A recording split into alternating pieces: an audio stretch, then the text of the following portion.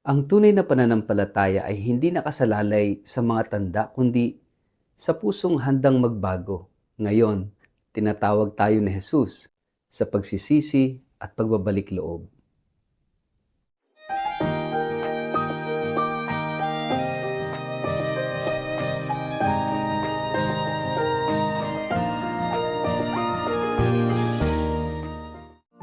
Ang mabuting balita ng Panginoon ayon kay San Lucas.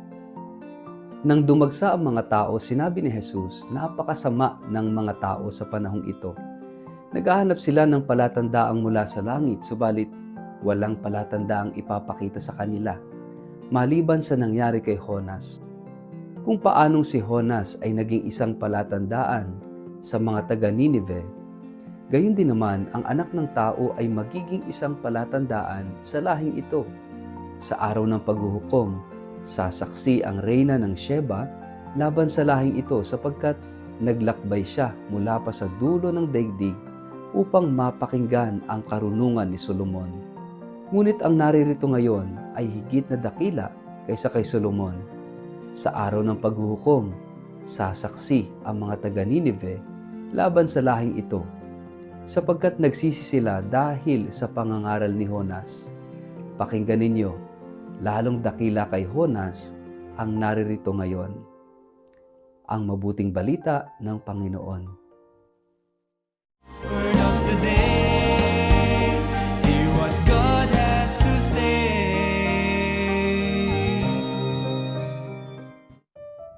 Mapagpalang araw po sa inyong lahat. Kumusta po kayo? Ang ating pong word of the day ay repentance. Pagsisisi, pagbabalik loob. Narinig po natin sa ating gospel ngayong araw na ito na sinasabi ng Panginoon na napakasama ng henerasyong ito, ng mga tao sa panahong ito sapagkat humihingi sila ng palatandaan. Para saan ba yung mga signs? Para saan ba yung mga palatandaan na hinihingi ng mga tao? Humihingi sila ng signs para daw sila'y maniwala. Naalala ko tuloy dito yung pelikula ng apparition ng Our Lady of Lourdes na kung saan si Mama Mary ay nagpakilala na siya ang Immaculate Conception. Maraming hindi naniwala. Meron ding mga naniwala. Doon sa bandang dulo ng pelikula, isinulat ng scriptwriter, ng director, for those who believe, no explanation is necessary. But for those who do not believe, no explanation is possible. Totoo nga naman, para sa mga taong sumasampalataya na, hindi mo na kailangan ng maraming paliwanag. Pero dun sa mga taong hindi sumasampalataya, kahit anong paliwanag mo, hindi uubra. Hindi talaga sila maniniwala. Ganito rin ang sinasabi ng ating Panginoon. Kung hihingi lang tayo ng himala para tayo maniwala, kahit ano pang gawing himala ng Diyos, kahit ano pang gawing himala ng Jesus, hindi pa rin sila maniniwala. Tulad ng mga Pariseo, tulad ng mga eskriba. Ang dami-dami ng ginawang himala ni Jesus. Yung mga may sakit, pinagaling niya. Yung mga bulag, nakakita. Mga pilay, nakalakad. Yung patay na buhay. No? Maraming ginawang himala si Jesus na kahit na pati yung mga masasamang espiritu ay nakikinig sa kanyang utos na lumayas doon sa kanyang o kanilang sinasaniban. Marami na silang narinig ng pangaral ni Jesus, pero sila ba'y naniwala? Hindi. For those who do not believe, no explanation is possible. Kaya nga sinasabi ng ating Panginoon dito, walang palatandaang ibibigay sa kanila. Sapagkat hindi naman sila handang maniwala. Sinusubok lang nila ang Panginoon, pero hindi sila ready to believe, to accept His teachings.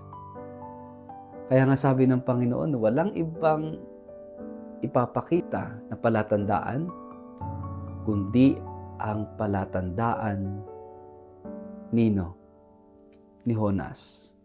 Ano ba yung palatandaan ni Jonas na sinasabi rito? It is actually repentance. Nang si Jonas ay ipadala ng Diyos sa Nineveh para ipangaral ang pagbabago dahil kung hindi sila makikinig doon sa warning na ipinapadala ng Diyos, magugunaw ang Nineveh. At dahil sa kanilang narinig kay Jonas, mula sa hari hanggang sa alagang hayop, anong ginawa nila?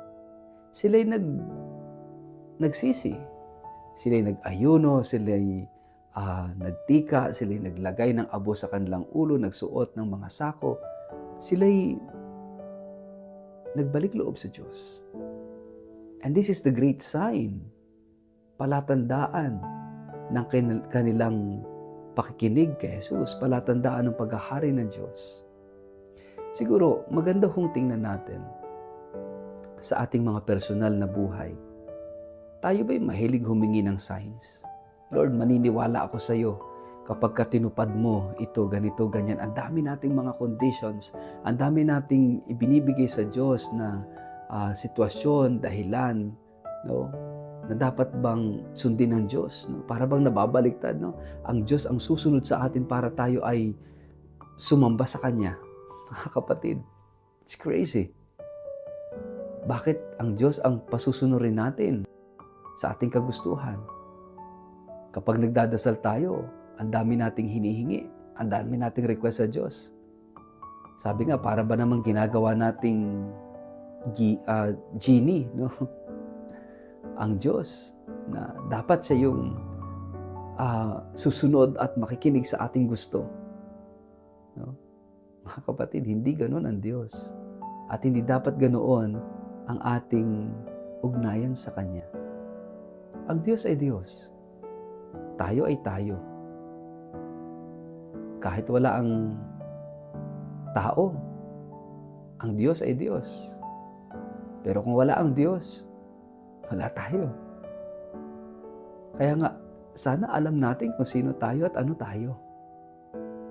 So ang dasal natin ay hindi, Lord, bigyan mo ako nito, tubdin mo ito, gawin mo ito para sa akin. At sasampalata, hindi yon. Ang dasal dapat natin, Panginoon, ano ang kalooban mo? At mangyari nawa sa amin ang iyong kalooban. Kung ito'y gusto mo, gusto ko rin. Siguro napakahalagang magandang tingnan natin. Ano yung dapat munang baguhin sa ating sarili? And the first thing that we need to change is the way we relate to God. Paano ba tayo nakikipag-ugnayan sa Diyos? The way we pray. Paano ba tayo magdasal sa Kanya?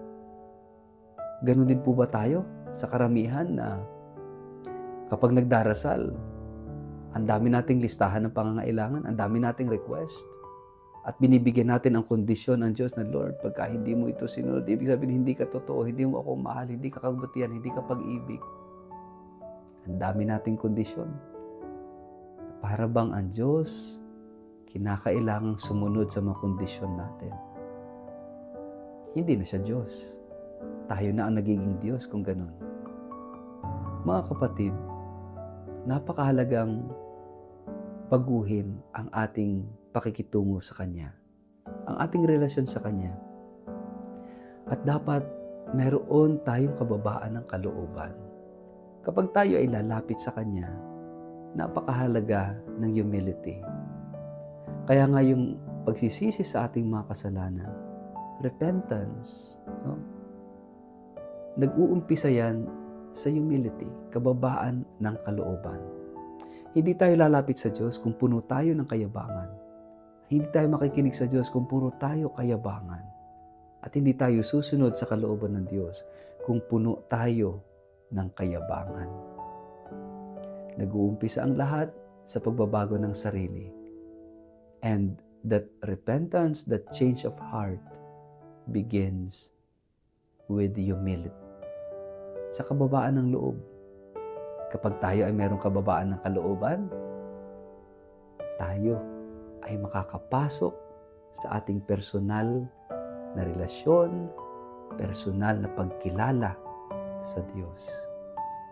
Kaya nga mga kapatid, yung araw na ito, napakahalagang ito yung biyayang hilingin natin.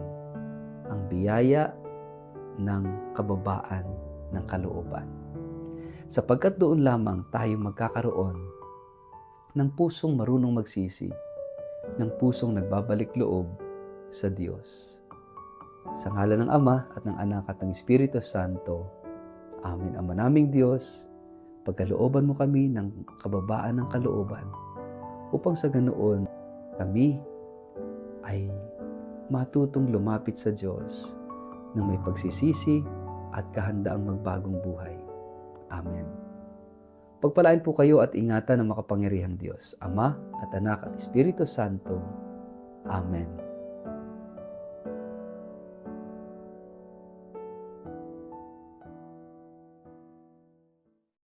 Mga kaibigan, inaanyayahan ko kayo na sumama sa akin sa isang pilgrimage sa Eastern Europe mula May 20 hanggang June 5 ngayong taong ito.